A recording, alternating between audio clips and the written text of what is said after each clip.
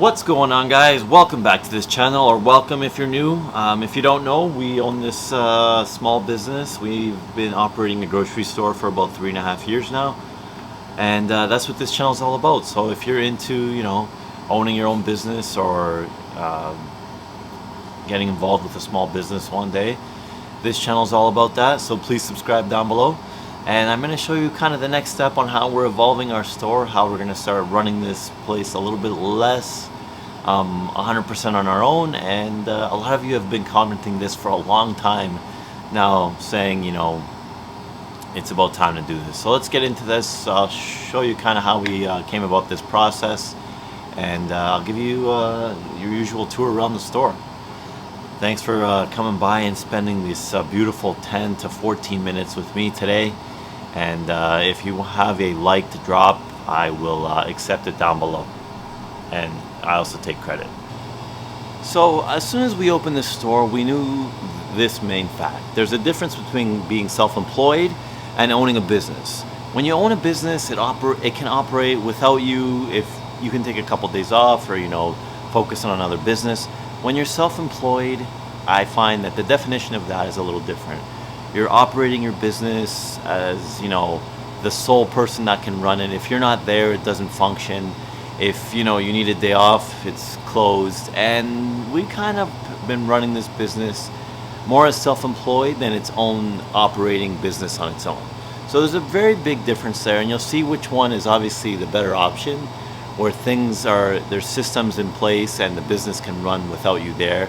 If you have an emergency, you don't have to shut the doors. If you want to take a couple days off, it's possible. But that also comes with having a fully functioning business with a good amount of money to pay other people to run it for you. Now, when you first start any business, you may not have the money to hire people, or delegate tasks to contracts, or whatever it may be. You may have to do everything yourself. But you don't want to get stuck in that frame of doing everything yourself forever, because it's very hard to grow any business when it's just one person, and especially a retail store only ran by one or two people who are owning and operating it. So this video is going to be all about the difference on how we're shifting this business to a fully functioning business on its own. In time, you're going to see these videos get more and more progressive into that business side, but as of now, we're taking those stepping stones to getting there, and this will be the first step. I'm assuming some of you know exactly what's happening. So over the past few years, Felicia and I have ran this store as the owners and operators, and we had some part-time help here and there when things were really busy, or during seasonal help with making gift baskets, or when things were really busy during the pandemic. But we realized the main reason we weren't hiring anybody is because we thought no one can do the things that we were doing as good as we wanted them to be. Such as, making things look as perfect as possible in our store, treating customers 100% perfect. But at the end of the day, people can be trained and taught how to do things the way you want them to do. And it was our own kind of ego, that mainly mine, that I thought, I have to do everything myself. I have to save money. There's not enough money to go around to pay people. What if people call in sick? Then it's going to be even more of a problem. But at the end of the day, we sat down and you realize this business can never grow to the point where we don't have to work 24/7 if we don't break that barrier where we actually bring in new people and hire them to do the tasks that we are doing now, because they're really not that hard. So I think we were kind of overcomplicating how things should be done in here, because we didn't really want to hire anybody else. Maybe it was also, we were insecure about how much we'd have to pay, or how much money would be, available at the end of the week to pay people. But we're at the point in our business that we have some money available to hire other people, so we can actually focus on working on the business rather than in the business. And that's the premise of this whole video. Being able to let go of your literal newborn baby and giving it into the hands of someone else who's fully capable of taking care of it. And I'm going to be honest with you guys, they will never care about your business like you will. This is yours. You created this. You need to see it function. Many people will be there just for that paycheck, and that's kind of fine. That's why they're working, right? For a paycheck. They're never going to be going over and above and beyond like you would for your own business. And this was another hurdle that I had to get over. I figured, people wouldn't care. They'd leave stuff everywhere. They'd be stealing and, giving stuff away for free. And that is very real. That can happen with employees, of course, but you need to take other precautions to help prevent that. You have to interview well. You have to have cameras set up. You kind of want to treat your employees with the respect that they deserve. Maybe pay them a little better so they don't quit every single time there's a problem, or they don't call in sick as much. There's got to be systems in place, even when you have employees that you didn't even think about before you hired anybody. So at this point in time, yes, there's going to be 2 new part-timers added to our store. No, I don't know if they're ever going to be on camera per se, but that would be kind of cool to introduce them to you guys. Yeah, that's not a conversation yet, as in they're just starting, so we'll see if they'll be part of this side of the store with everything going on this side in the store. It's going to be kind of overwhelming to start them off. Like, hey, you guys want to be on camera? I have a YouTube channel for the store. Felicia's laughing at me right now. Anytime she sees me getting hyper, it's like, oh yeah, he's doing something weird, which is probably true because, that's what I do here at the store. So how do you feel about 2 new people joining the family? I'm ready. It's time, eh? I'm ready. It's time we took a day I'm off. tired of being the only therapist in the building. By therapist, she means your customers, when you have any small business, a lot of them will become close to you, maybe even some of your friends.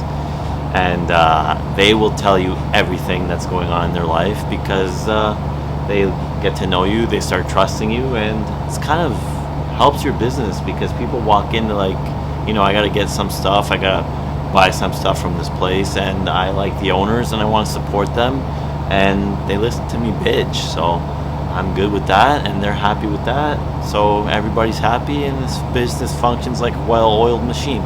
Now, relating that to our employees, we find we had to interview a few people that are open and ready for customers who are going to complain, who are going to talk to them, and we want people that are receptive to all that and are here to, put the uniform on, smile, and, treat every customer like, I guess that they're their therapist or their friend, because that's the only difference you have when you're in small business against your competitors, Walmart, Costco, the list goes on and on. You really need that personal touch sometimes.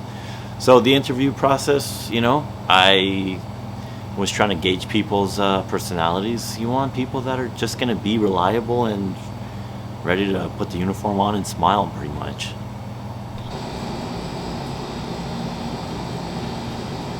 With me, I'll be honest with you guys, it boiled down to trying to save money, restricting how much we were spending.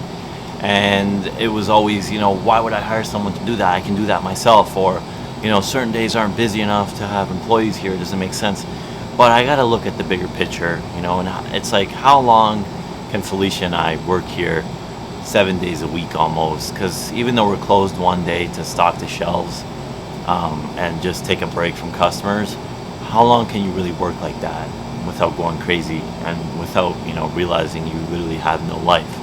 So, and many people have commented it's time to, hire people, train them right so you can grow your business. And that's exactly it. The bigger picture is this. Even if the store, is slow and our employees aren't doing much, there'll be things that we put in systems that when there's no customers, you start cleaning or start prepping food. That's always the thing. And I always talk to myself, what are they going to be doing if it's slow? I'm going to be paying people to do nothing. But you need to get out of that, short-term mindset and look at the bigger picture. These people are going to help you grow your business and possibly give you another full day off that you don't even know what that feels like anymore. So that's exactly when this place turns into a self-employed, owner-operated store to a well-oiled functioning business. Because the money was always what I was restricting on why I couldn't justify hiring people. But at the end of the month, there's money, there's profit, so why not get people to even help us, make this place even better? I know what a ton of people are gonna say. Oh, you guys should have hired people a long time ago. Why would you guys work yourself to the bone? You just bought yourself a job. Listen, I know all that. I know, I read those comments. I knew that way before. Okay, we started literally from nothing. We built a quite comfortable business nest egg. This place runs very, very well with 2 people, and now we've mastered every section of this store. So we're ready to train 2 good people. Probably starting part-time, I would say, for now, and then maybe we'll move on into full-time. We'll see what happens, step by step. Rome was not built in a day, okay? Your business is not going to be booming, from day one and on, just because you feel like, you have a good idea. If you can have a good idea, but if you don't have people coming in the door and that cash register is not open and closing, guess what? Like, good idea or not, you're still going to close. So just make sure you take your time and work on step by step, because each and every day you do something small to make the long-term future even better. And that's why I'm at this step right now, because slowly each day I tried to make this place better and better and better. And now it's time to, bring on some new people, some new minds, and see what we can offer from here. So that's the decision we made, guys. It's been a long time overdue, I think. I can admit that. But when we looked at, our end of the year profits, and we said, we're paying all this money back in taxes. You have to pay taxes on your profits, right? So why not, hire people who can help relieve some of the day-to-day, stresses and help us with the operations, and use that as an expense against our profits? Because you end up paying so much in taxes anyways. Why not put your profits into use to reinvest into your business? Like I've been saying from day one, keep reinvesting into your business. Just because it grows a little bit, you don't want to get comfortable. And this is exactly what I'm doing. I practice what I preach. I'm making myself uncomfortable by bringing in new people and trusting them and seeing where it goes from here.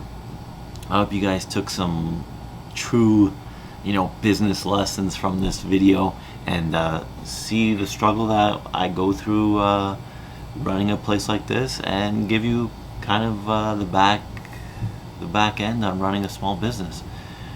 That's pretty much all I gotta say on this topic, guys. So I hope you enjoyed this video. I hope you finally start that business that you've been putting off for so many years or months or whatever it may be. Let me know in the comments down below, and we can all build our empires together. Have a good day, guys. Thanks.